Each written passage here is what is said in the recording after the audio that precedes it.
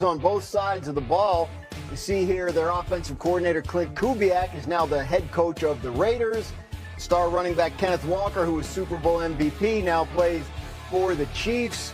You see their assistant GM is now the GM of the Minnesota Vikings, Nolan Teasley. So they have a lot to address this off, or they had a lot to address this off season. But you know, they figured out who they needed to keep and who they wanted to build around. And Sam Darnold is going to be the quarterback there again, Mina. He had success in his first year, obviously, in Seattle. It went well for him, went well for them. But with all these changes and a new coordinator, what's the most important thing he needs to do to continue his progression there?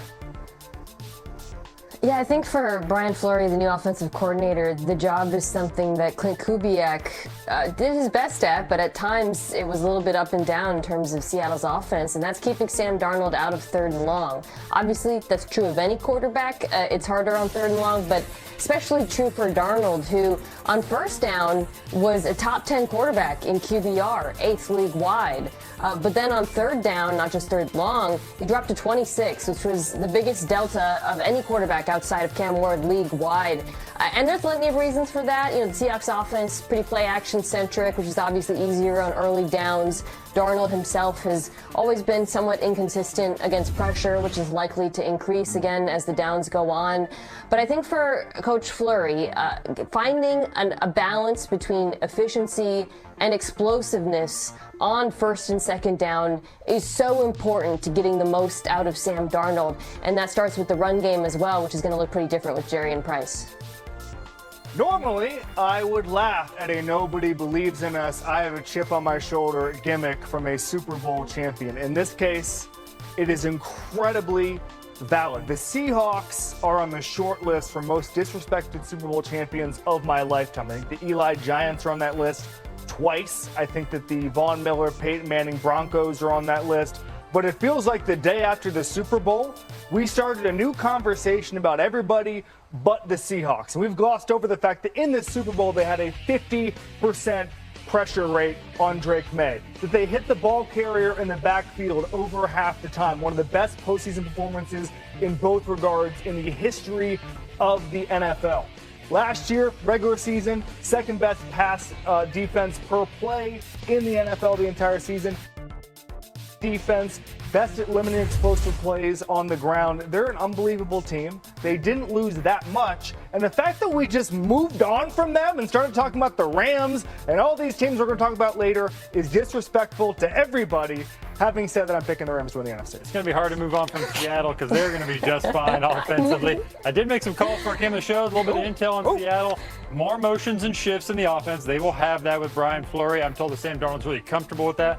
Rashid Shaheed, we know he's fast. Yeah. He had a major spring, I was told. He and Sam Darnold hitting it up. They're going to give him more. Some of those routes you saw that Jackson Smith and Jigba was running so well last year, he'll still do this, but they're going to give more short to intermediate stuff too to Rashid Shaheed. He's going to be a big-time player for them. They feel comfortable. Those tight ends are going to be moving all around with the motion that they're going to be doing. That's the thing. We talk about who they lost, but they made a point to keep certain guys, Rashid Shaheed among them. Seahawks veterans report to training camp exactly 4 weeks from today on July 24th. That just feels sooner than I expected it to. Let's get to some top stories around the NFL as we get closer to training camp. Jeremy, what do you got in that notebook? Let's start with Brandon Ayuk, who will probably post an IG story at some point in the next 20 to 30 seconds as I'm posting this here, but he has not applied for reinstatement because he's on the left squad list for the 49ers. He has to send a formal letter to Commissioner Goodell. Hasn't happened as far as I know. Hasn't got any clarity as to when he's going to be cut or traded, released, whatever, but teams consider him untradeable at this point. So he wants to go to Washington. That's clear. I'm told the Commanders are going to wait to sign any receiver. Bijan Robinson, he's going to be the next name most likely to crack the bank at running back. The Atlanta Falcons are paying players right now. Drake London paid. Kyle Pitts paid. Robinson, they hope to pay. They're motivated. No deal imminent yet, but they have been talking. Watch for Jahmyr Gibbs in Detroit, too. There's going to be some major money spent for guys who could be making over $20 million per year in that market when it's all said and done. And then finally, you have quarterbacks getting healthy. You see Bo Nix there. Several guys were beat up this spring, coming back from injuries. Daniel Jones, you see him on the Achilles tear. I'm told he expects to be doing 11-man work when they get back to camp.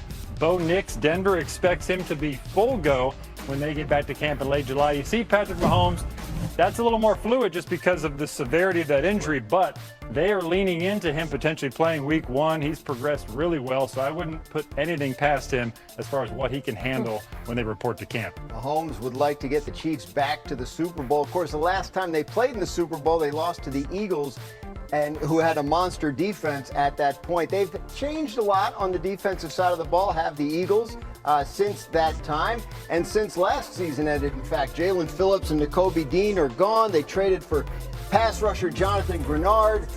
So a little turnover there on that side of the ball. But all-pro linebacker Zach Vaughn is still there, and he recently spoke about his expectations for Vic Fangio's new look defense as they head into 2026.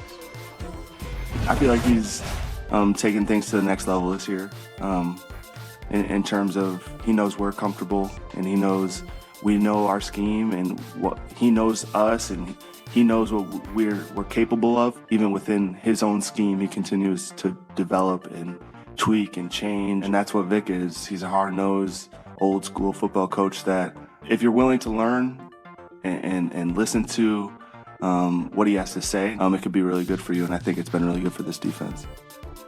Kevin, we've talked so much this offseason about the Eagles' offense. Yeah. A.J. Brown getting traded, is Jalen Hurts on the hot seat, et cetera, et cetera. Not much focus on the defense. Do you agree with what Zach Vaughn had to say about it? Absolutely. They're one of the highest floor units in the entire league. Vaughn himself, one of the most productive off-ball linebackers there is in this league. Quinyon Mitchell, one of the best cornerbacks, period. Last year, best separation from receivers in all of football, lowest catch rate for receivers in all of football when he was the closest defender. So you're seeing Vic Fangio, who, by the way, invented modern defense. He's still there with a bunch of talented guys. The one guy I'd like to see a little more from, Jalen Carter last year. He had a career low in double teams faced and yet had a career low in getting to the quarterback. I'd like to see a little more from him in a huge year, obviously. But this is a high floor unit. We talk about the offense because they're so high variable, but this defense has to be good for them to compete. I'm super high on the Eagles defense being as good as they were last season. I think it's going to be important too because with so many changes on offense, it might take a little bit of time, right, for the new offense with Sean Mannion as the coordinator to click, and the defense can hold them up during that period early in the season. The biggest weakness last year on the Eagles defense was that second cornerback position. They addressed it, adding Tariq Woolen, who I think is going to get his hands on a lot of footballs. The loss of Jalen Phillips, I know they wanted to re-sign him after trading for him. That's a big deal, but I do think Jonathan Grenard is a comparable player. And then one player who I'm really interested in watching this season and optimistic about is Jihad Campbell, who was their first-round draft pick last year. Didn't get to play a lot because Nakobe Dean, took so many reps as a starter there. But when he did play, I think you saw flashes of why he went in the first round. The athleticism, the coverage ability, the playmaking, and that's a position where more often than not, it does take a second for things to really click in the NFL because it's so challenging. So if he can take that leap next to Zach Vaughn, I do think this has the makings yet again of another elite Eagles defense under Vic Fangio. Mina, the Eagles can make a compelling case that they have the league's best duo at two different positions. Defensive tackle, Jalen Carter, Jordan Davis. They were dominant last year. Although Carter, they want to see him